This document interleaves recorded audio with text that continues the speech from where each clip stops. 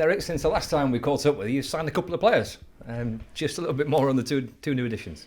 Yeah, we signed the goalkeeper in Ryan Schofield, who, is experienced. He's played in the Championship 33 times, and he gives us competition for places, which is really important. We need competition in all areas, so Ryan comes in there.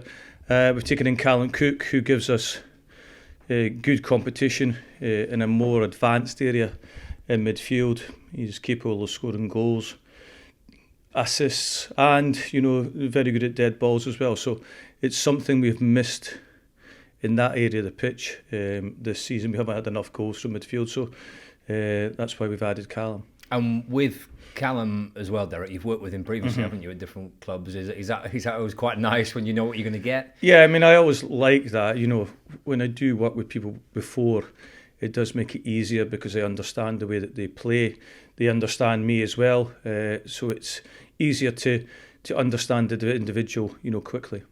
When you get new signings in, even if it's just one or two, does it give a little bit of a sense of freshness around the place?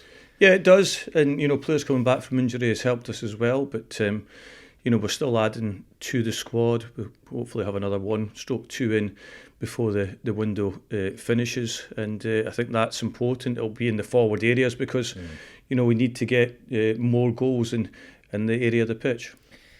Has your coffers been boosted by the Chelsea game and by the FA Cup? Yeah, it has been. It has helped us immensely because it's helped the way the football club runs, and it was a big game for everyone, and financially it certainly helped the football club.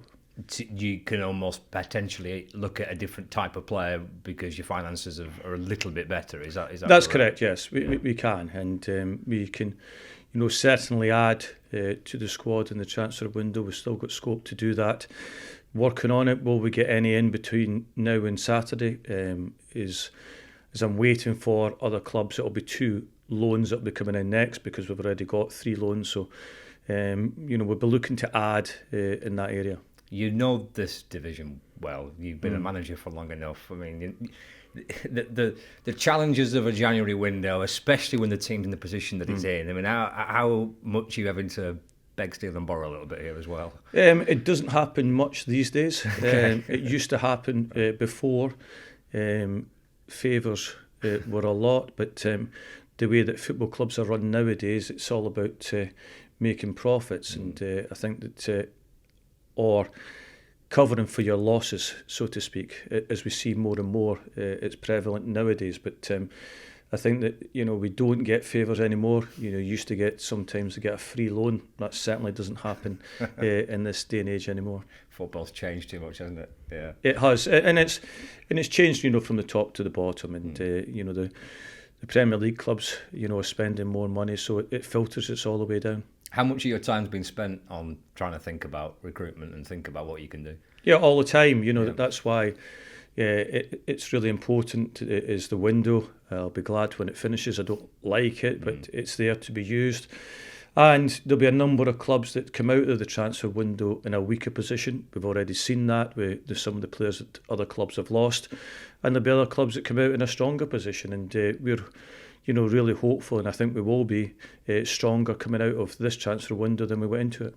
So last weekend's trip was great, a great experience for players and fans and such like. How quick were you to kind of draw a line under it when the players got back together again this week? Yeah, I mean, it was great for us. It was a fantastic day. It was a really good atmosphere. The Morecambe supporters, sang their hats out for the whole game.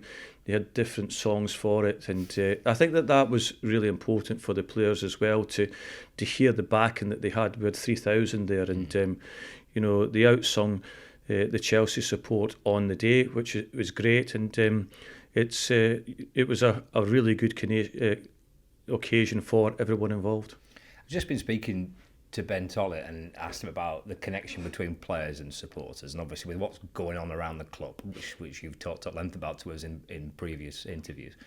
Do you sense that relationship between your players and the supporters becoming kind of stronger and stronger. Yeah, I mean, I think that from a supporter's point of view, all you want to see is someone giving 100%. Then after that, then you need to see ability. Are they creating chances? Are they scoring goals? And we've got to become better at scoring the goals. We're certainly getting into good goal-scoring positions.